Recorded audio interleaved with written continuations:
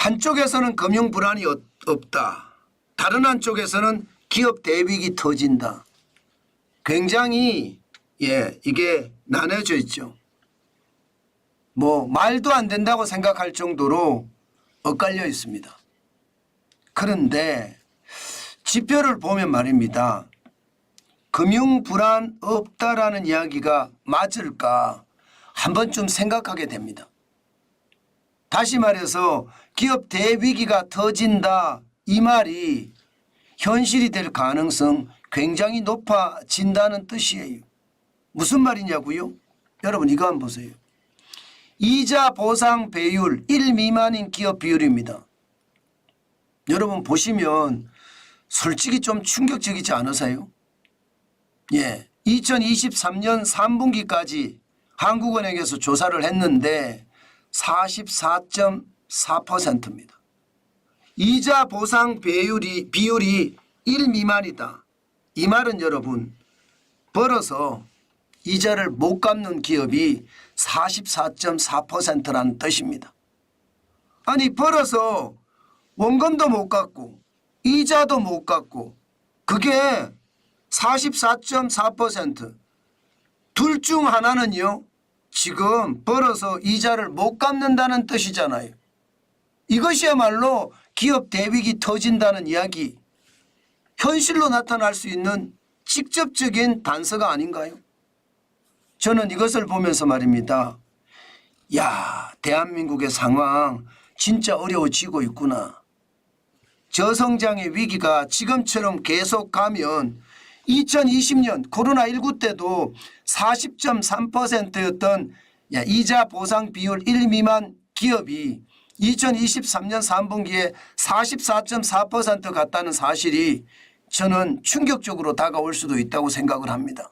그만큼 저성장은요 기업에 치명타를 때릴 겁니다. 아마 이대로 간다면 기업들이 줄줄이 무너지는 것 저는 당연하다고 보고요. 법인 파산이 굉장히 많이 일어나는 것 그것은 현실이다 이렇게 저는 생각을 합니다. 늘 여러분들에게 말씀을 드렸지만 기업의 위기 이것도 그냥 단순한 위기가 아니라 대위기라는 이야기까지 나올 정도로 지금 상황이 점점 나빠지고 있다는 게 솔직한 현실이에요. 그래서 더 무섭습니다. 시장에서 말입니다. 아니다 이렇게 이야기가 나오기는 하지만 실질적인 지표는요 아닌 게 아닌 거예요. 충격적인 수치가 진짜로 온다는 뜻입니다. 제가 오죽했으면 이런 말씀을 여러분들에게 드리겠습니까? 제가 맨날 부정적이다. 정환진 TV는 왜 맨날 망한다고 하느냐 이렇게 그런 이야기를 듣더라도 있는 지표를 무시할 수는 없거든요. 지금 보세요. 법인 파산 신청 건수 2023년에 1657건이었거든요. 2024년 2월까지도 288건. 전년 대비해보면요. 전년은 205건이었습니다. 그러면 40.5%가 늘어난 거예요.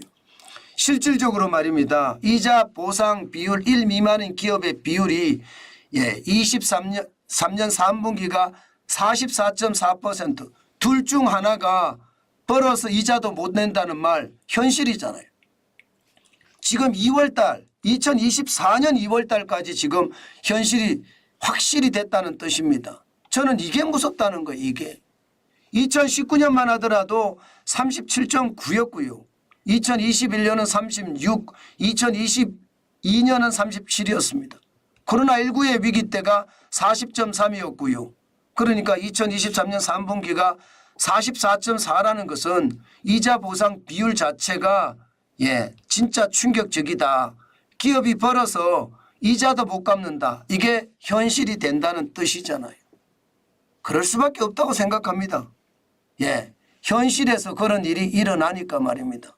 실질적으로 앞서도 제가 보여드렸지만 코로나19 때는 법인 파산이 1069건이었습니다. 2023년은 1657건이고요. 올해도 말입니다. 작년 대비해서 40.5%가 늘어나고 있습니다. 이대로면 경제 진짜 최악이 된다는 이야기, 이거 거짓말이 아니라는 뜻입니다. 그만큼 기업 부채가 충격적으로 늘고 있습니다. 지금 2017년부터 보면 6년새의 기업 부채가 63.7%가 늘었거든요. 1081조 5천억 원이 늘었습니다. 어마어마하잖아요. 1698조 6천억 원의 빚이 지금은요 2780조 1천억 원입니다. 게다가 1년 사이에 8.05%가 늘었습니다. 207조 1천억 원이 늘었습니다. 2022년에 2573조였거든요. 이것이 2780조 1천억까지 늘었으니까 얼마나 지금 충격적인 숫자가 됐는지 여러분들도 확실하게 느낄 수가 있잖아요. 그만큼 말입니다. 기업의 대위기는 그렇게 멀리 있지 않다. 저는 그렇게 생각을 합니다. 그렇지만 한국은행은요 그렇게 두렵게 생각을 하지는 않아요. 늘 이야기를 할 때 우리나라는 막을 여력이 충분하다 그렇게 이야기를 하거든요. 그 이야기의 근거는 금융취약성 지수인데 이 금융취약성 지수가 지금 보시는 것처럼 2023년 4분기가 32.9까지 떨어졌습니다. 장기 평균이 37.7인데 37.7 이하로 떨어졌으니까 금융취약성 지수가 많이 낮아졌다. 다시 말해서 금융 불안이 굉장히 많이 해소됐다. 이러면서 불안의 강도가 없다고 이야기를 하거든요. 실제로 말입니다. 코로나19의 위기 때는 45.9까지 올라갔었고요. 2021년 1분기에는 59.2, 2분기에는 59.4까지 올라갔었는데 이게 32.9까지 떨어졌으니까 그만큼 충격의 강도가 떨어졌다. 지표로서는 맞는 이야기는 맞습니다. 그렇지만 금융 취약성 지수만 볼 것이 아니라 지금 금융 불안 지수도 봐야 되거든요. 금융 불안 지수를 보면 주의 단계가 8입니다. 위협이라고 하는 단계는요 24고요. 지금 2024년 2월 현재를 보면 16.9입니다. 16.9. 다시 말해서 주의 단계 8도 훨씬 넘었고요. 여기에 주의 단계 고까지 간다고 하면 12라고 하는데 12도 넘어서 있습니다. 16.9라는 숫자는요. 그만큼 말입니다. 금융 불안의 해소는 아직까지 안 됐다는 뜻이에요. 금융 취약성 지수는 조금 줄어들었는지 모르지만 금융 불안 지수는 더 높아져 갈 수도 있다. 저는 그렇게 생각한다는 뜻입니다. 아마 금융 취약성 지수가 떨어진 것은 가계부채가 떨어졌으니까 민간부채 중에 가계부채가 2022년 2260조 1천억 원에서 2023년 2250조 50조로 떨어졌습니다. 그러니까 적어도 10조 1천억 원이 떨어졌잖아요. 그러니까 금융취약성 지수가 그만큼 빠진 거는 맞습니다. 그렇지만 기업부채는 더 늘었는데요. 2022년에 2573조였던 것이 2023년에는 2780조 1천억까지 늘었잖아요. 그러니까 기업부채는 더 나빠졌다는 뜻입니다. 문제는 여러분 전체 규모가 크다는 거예요. 전체 규모가. 지금 보시는 것처럼 2023년 민간부채만 하더라도 5,030조 1천억 원입니다. 5천조가 넘어섰습니다. 이것은 어떻게 생각하면요. 우리가 부채 더미에 들어앉아 있다는 뜻이고요.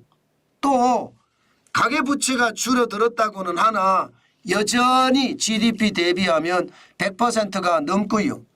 기업부채가 올라간 것은 124% GDP 대비 올라갔습니다. 이렇게 되면요. 민간 부채가 224%가 넘어서는 어떤 그 충격이거든요. 그러면 어느 누가 먼저 망하나 그 이야기잖아요. 지금 부채는 더미를 이루고 있으니까 어디가 먼저 망하나. 그러면 가계부채는 단위 규모가 적습니다. 부채에 대한 단위 규모가 기업에 비해서. 기업은 단위 규모가 많습니다.